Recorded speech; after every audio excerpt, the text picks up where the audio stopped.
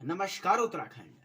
दोस्तों, video VPDO भर्ती परीक्षा और घोटाले के मामले में एक और धारदार एपिसोड लेकर के मैं आप लोगों के साथ हाजिर हूँ।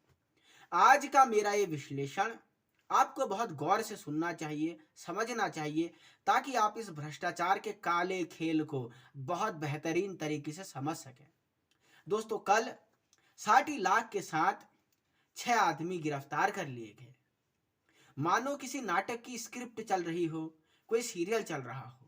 4 महीने तक जिस राज्य के मुख्यमंत्री, कोई मंत्री, कोई पदाधिकारी ये कहते नहीं थकते थे कि भ्रष्टाचार का कोई मामला नहीं है। आवाज उठाने वाले लोग सिर्फ भर्ती को लटकाना चाहते हैं। ये लोगों को बाहरी फंडिंग मिली हुई है। भ्रष्टाचार की बात में कोई सच्चाई नहीं है।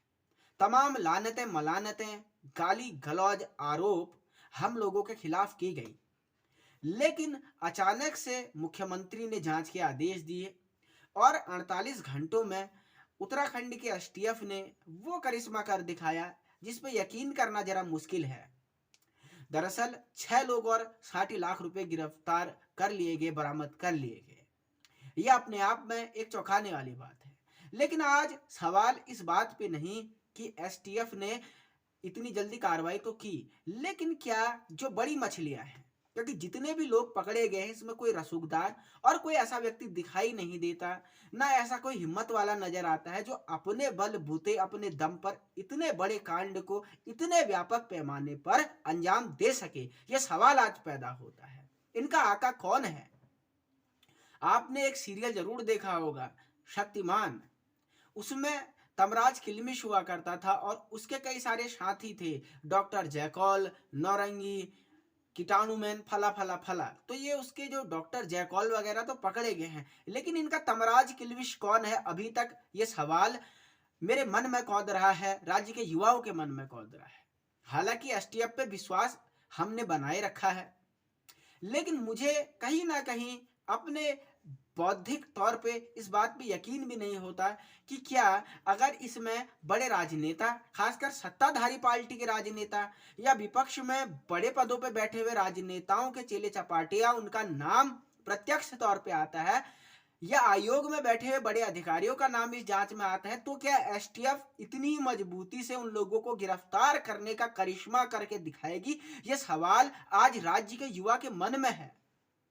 ये सवाल आज हर एक व्यक्ति के मन में है और ऐसे में संशय के बादल हैं, क्योंकि गिरफ्तारियां जरूर हुई, लेकिन बहुत छोटे छोटे प्यादों की। इनकी बड़ी मछलियां और जो बड़े मगरमच्छ हैं वो अभी भी पकड़ से दूर नजर आते हैं।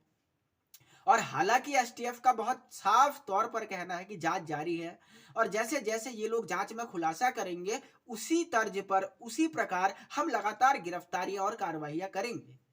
तो ये बात भी देखने की रहेगी और ये बात सबसे जानने के लिए योग्य रहेगी, क्योंकि ये एक बहुत ही सफेद सा सच है कि बिना बड़ा राजनीतिक संरक्षण प्राप्त किए, बिना अधिकारियों के संरक्षण प्राप्त किए इतना बड़ा कांड हो जाए, कोई भी सामान्य बुद्धि वाला व्यक्ति इस बात पे 1% यकीन करने में सफल नहीं हो सकता, उसे यकीन नहीं होगा। तो क्या उन बड़ी मछलियों तक भी एसटीएफ के हाथ पहुंचेंगे? हम बस ये जानना चाहते हैं।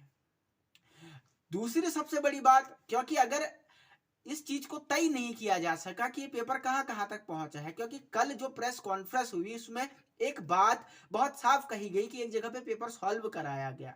अब वो कितने लोग थे, उन कितने लोगों ने और कितने लोगों को बताया, और ये कितने कितने होकर के कितने लोग भ्रष्टाचार के तरीके से वीडियो वीडियो में सिलेक्शन पा गए। अगर ये मात्रा तय ना हो सकी तो निश्चित तौर पर पेपर रद्द होगा।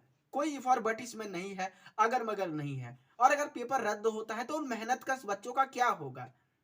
उनकी जो खुशियां थी उसे गम में बदलने का जिम्मेदार कौन रहेगा?